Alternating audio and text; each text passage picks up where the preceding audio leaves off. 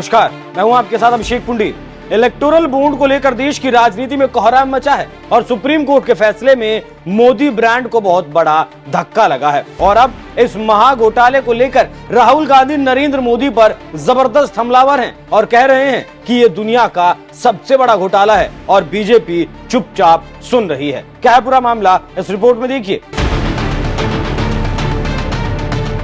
चुनावी चंदे के धंधे के खेल को सुप्रीम कोर्ट ने बेनकाब कर दिया और अपने फैसले को सबके सामने रख दिया, जबकि सरकार ने इसे छुपाने की पूरी तैयारी कर ली थी। लेकिन सुप्रीम कोर्ट के आदेश के सामने उसे झुकना पड़ा और अब इसी फ्रॉड को मोदी से जोड़कर देखा जा रहा है और कहा जा रहा है कि मोदी ने घोटाला किया है और इस घोटाले से खरबों रुपए इधर से उधर किए गए और इसी को लेकर राहुल गांधी ने हमला बोल दिया है। कुछ साल पहले नरेंद्र मोदी जी ने ये हिंदुस्तान का जो पॉलिटिकल फाइनेंस का सिस्टम है उसको साफ करने की बात की थी और इलेक्टोरल बॉन्ड्स का जो कॉन्सेप्ट है वो नरेंद्र मोदी जी ने डेवलप किया और उसको इम्प्लीमेंट किया। और कुछ ही दिन पहले इलेक्टोरल बॉन्ड की सच्चाई देश को दिखी। बेसिकली जो नरेंद्र मोदी जी ने इलेक्टोरल बॉन्ड का कॉन्सेप्ट रखा है वो दुनिया का सबसे बड़ा एक्सटॉर्शन रैकेट है। मैं फिर से कह देता हूं, दुनिया का सबसे बड़ा नेशनल लेवल का एक्सटॉर्शन रैकेट है।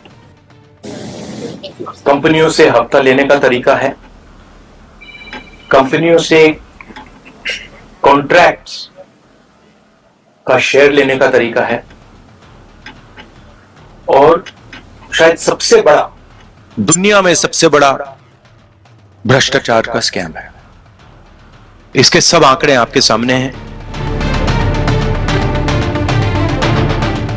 तो सुन लिया आपने क्या कह रहे हैं राहुल गांधी। राहुल गांधी अपने बयान में कह रहे हैं कि ये मोदी का सबसे बड़ा भ्रष्टाचार है। इसी को लेकर राजनीतिक विश्लेषक कह रहे हैं कि ये मोदी की छवि को सबसे बड़ा झटका दिया गया है और जो मोदी जी घूम घूम कर जनता को बताते हैं कि वो सभी भ्रष्टाचारी हैं और मिलकर एक ईमानदार छवि वाले नेता को परेशान कर रहे हैं। अब मोदी जी को जनता के सामने इस तरह की बात कहने में काफी मशक्कत करनी पड़ेगी।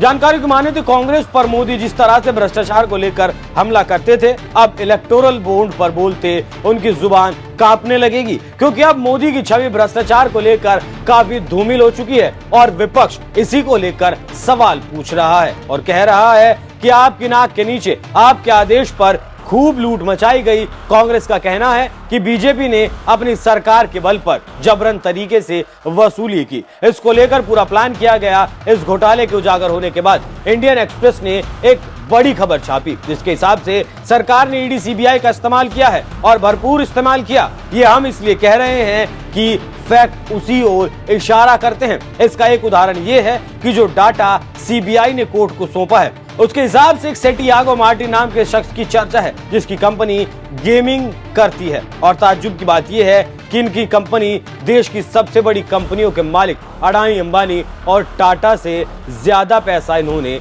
दिया है। इससे आप समझ सकते हैं कि ये घोटाला क्या है। खबरों की माने तो जो डाटा एसबीआई ने सौंपा उसके मुताबिक अप्रैल 2019 से खरीदे गए इलेक्टोरल बॉन्ड के कुल मूल्य का आधा हिस्सा 23 कंपनियों का है, जबकि कोयंबटूर स्थित लॉटरी सेवा firm future gaming and hotel services private limited सबसे बड़ी खरीदार है।